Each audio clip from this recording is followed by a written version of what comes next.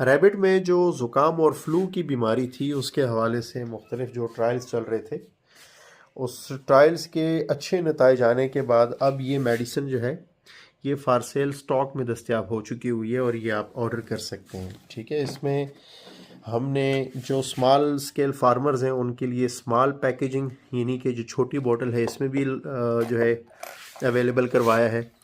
और ये जो बड़ी बोतल है ये 120 ml की बोतल है, 120 ml। इसमें 120 डोजेस बनती हैं अगर तो बड़े ब्रीडर रैबिट्स हों।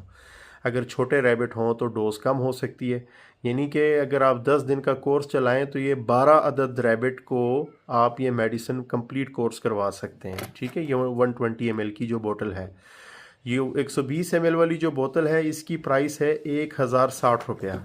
ठीक है, 1060 रुपीज़ ये 120 ml है। ये वाली जो है ये 30 ml है। ये जो 30 ml वाली बोतल है इसकी प्राइस बनती है 320 रुपये, 320 रुपीज़। ये आप देख सकते हैं इसके ऊपर लिखा हुआ है। अगर तो आप पानी में डालना चाहें तो तब भी आप डाल सकते हैं। ये 30 डोजेज़ हैं ये जो छोटी वाली बोतल है।